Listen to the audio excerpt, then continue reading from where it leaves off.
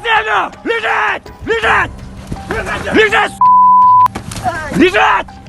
Финансовой полицией в ходе проведения оперативно-следственных мероприятий выявлена и демонтирована транснациональная преступная группировка, которая осуществляла незаконный ввоз товаров материальных ценностей на территорию Кыргызской республики и стран-членов ЕАЭС с целью уклонения от уплаты соответствующих налоговых платежей в особо крупном размере.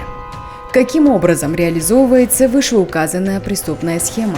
Организатор преступной группировки, у которой имеются свои доверительные приближенные лица, условно их назовем вербовщиками, которые в свою очередь занимаются поиском граждан Кыргызской республики, как правило, из категории людей без определенного места жительства, граждан, состоящих на учете в психдиспансере, граждан, намеренных покинуть территорию Кыргызской республики на постоянное место жительства.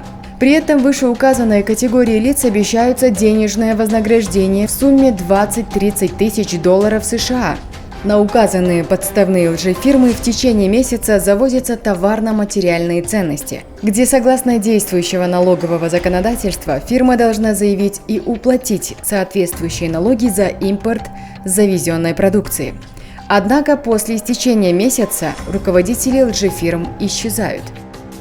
Кроме того, при пересечении государственной границы преступной группировкой заменялись соответствующие грузосопроводительные документы, где менялся поставщик и получатель груза, о чем свидетельствуют обнаруженные в ходе обыска печати документы российских и казахских фирм.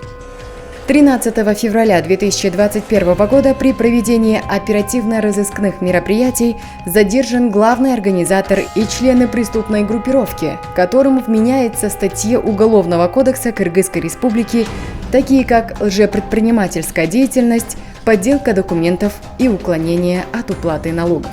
В настоящее время организатору преступной группировки избрана мера пресечения в виде заключения под стражу в СИЗО номер 1 до окончания следственных мероприятий.